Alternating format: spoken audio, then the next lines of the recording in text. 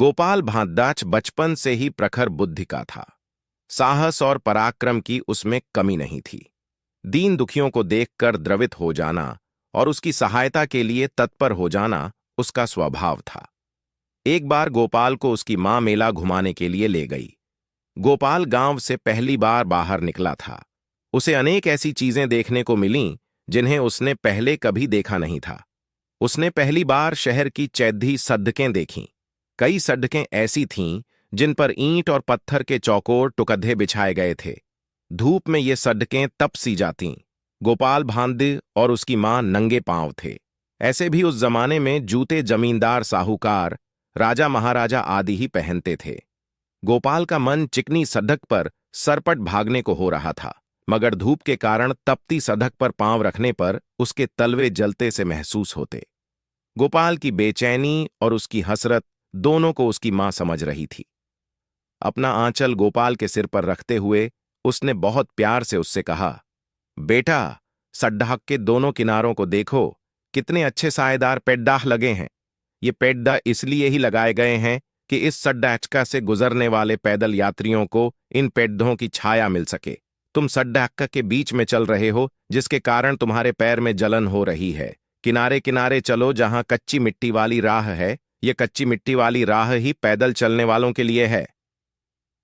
नहीं मां, मैं थोड़ी देर इस सड़क पर और चलूंगा। गोपाल बाल सुलभ जिद में मचलकर बोला। असल में पहली बार गांव से बाहर आने के कारण वह एक अजीब से उमंग का अनुभव कर रहा था। थोड़ी ही देर के बाद उसे पीछे से हटो हटो की आवाज सुनाई दी। उसकी मां ने उसका हाथ पकड़ झटके से उसे पक्की सड़क से कच्ची सड़क पर खींच लिया। गोपाल ने आश्चर्य से पक्की सड़क की ओर देखा, जिस पर अभी चार कहार एक खुली पालकी में एक मोटे से आदमी को बैठाए तेज कदमों से लगभग दौड़ते हुए चले जा रहे थे।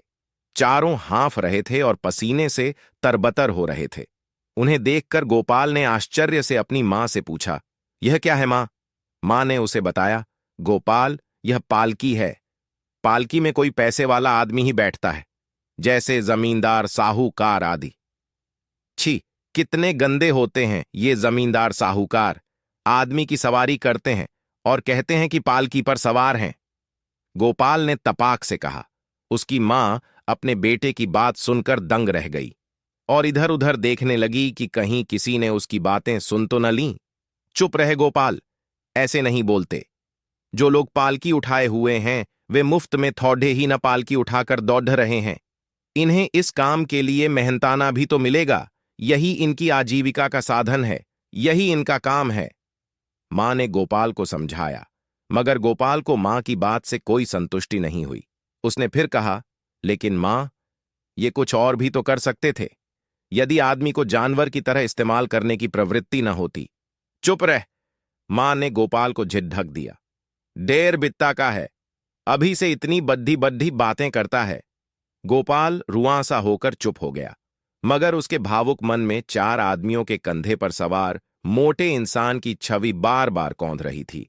कैसी विडंबना है, आदमी ही आदमी की सवारी कर रहा है, आदमी के आगे आदमी ही विवश है। उफ, ऐसा क्यों है? मां से पूछूं तो वह डांटेंगी। बहुत देर तक गोपाल इसी उधेड़ बुन में लगा रहा और मां के साथ चुपचाप चलता रहा। उसके दिमाग में बातें आ जा रही थीं। अरे, वह मोटा जो पालकी में बैठा था, खुद चार के बराबर रहा होगा। उसे ढोने वाले मजदूर तो बेचारे दुबले पतले थे, पसीने से नहाए हांफते कांपते बरहे जा रहे थे। उनकी यह हालत क्या उस मोटे को दिखाई नहीं दे रही थी? गोपाल के बाल मन में इस तरह के भाव आ जा रहे थे। मां के साथ चलता गोपाल देर तक इसी बिंदु पर सोचता रहा और स्वगत ढंग से खुद को समझाया कि जब मैं बद्धा हो जाऊंगा तब ऐसी दुनिया बनाऊंगा जिसमें आदमी की सवारी आदमी नहीं करेगा। यह विचार आते ही गोपाल आश्वस्त सा हो गया और फिर शहर के मंजर में उसका मन रमने लगा। शहर करीब आने पर इस पक्की सड़क से इक्का दुक्का घुड़ सवार भी गुजरते दिखे। उन्हें देखकर गोपाल को बहुत आनंद आता और मन ही मन सोचता कि वह जब बद्दा हो जाएगा तो वह भी घोड़े पर बैठेगा। लाल नहीं, सफेद घोड़े पर। सफेद घोड़ा कितना अच्छा लगता है। एक बार रामदीन की बहन की शादी में गांव में भी तो आया था सफेद घोड़ा। नहीं, घोड़ा नहीं, सफेद घोड़ी, जिस पर दूल्हा सवार था। अचानक गोपाल ने मां से पूछा, मां, मेले में घोड़ा भी होगा ना? हाँ बेटा, घोड़ा भी होगा और हाथी भी, गाय और बैल भी, कबूतर, तोता, मैना भी, उसकी मां ने उसे लाड में डूबी आवाज में कहा। दरअसल गोपाल को झिदकने के बाद से वह भी अफसोस कर रही थी कि बेकार डांट दिया बच्चे को। ठीक ही तो कह रहा था, मगर न डांटती तो ऐसी बात करने की उसे आदत पड्डी डीएच जाती। जमाना खराब है, कहीं किसी बद्धे आदमी के कान में उसकी बातें पड्डी एच जाईं तो राम न करे कि कभी ऐसा हो। ये बड्ढे लोग होते, बड्ढे अजीब हैं। चिकनी चुपद्धी बतियाएंगे मगर इनकी भ्रिकुटी तनते देर नहीं लगती।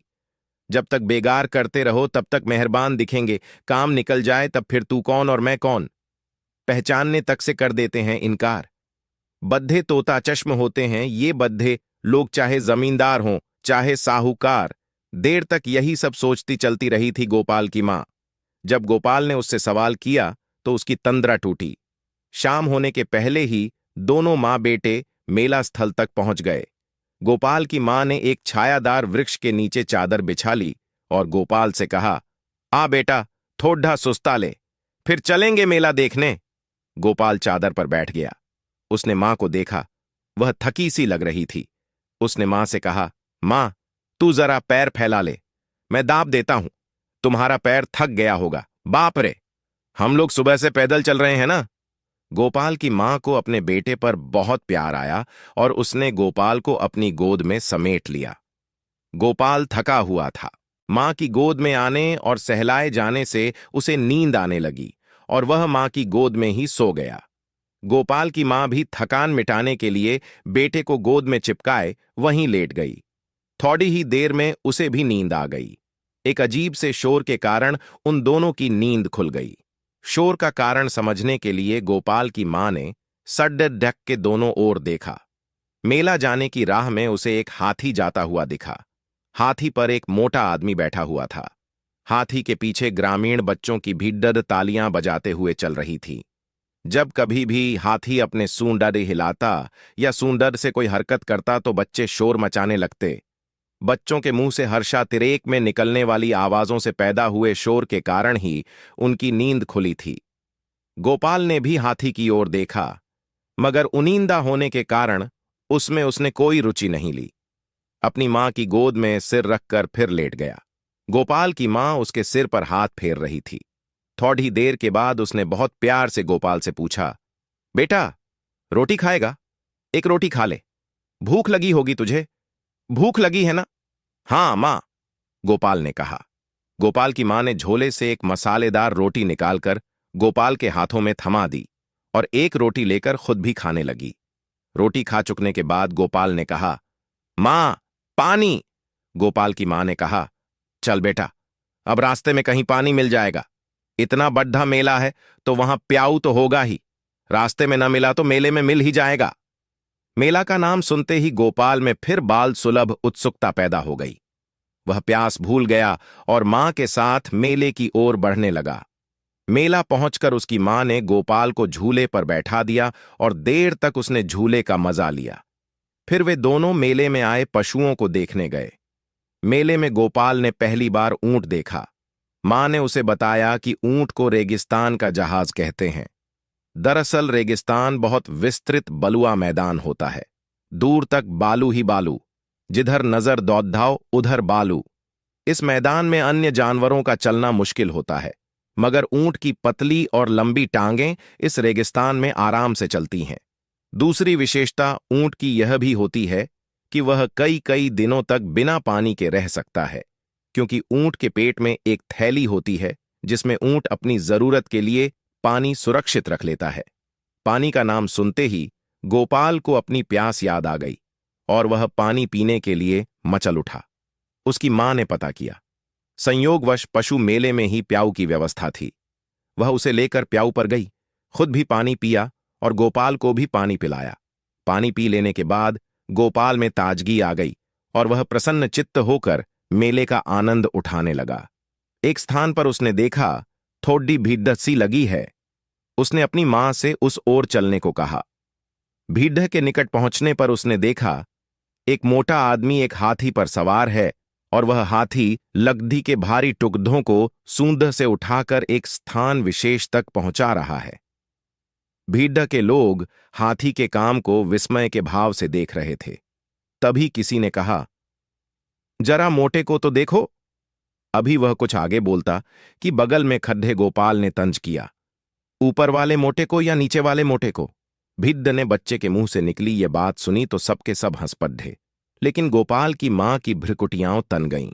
आवेश में उसका हाथ उठा और गोपाल के गाल पर चट से एक तमाचा पड़ेच गया होता, मगर एक व्यक्ति ने गोपाल की मां का हाथ पकड़ दिएच लिया।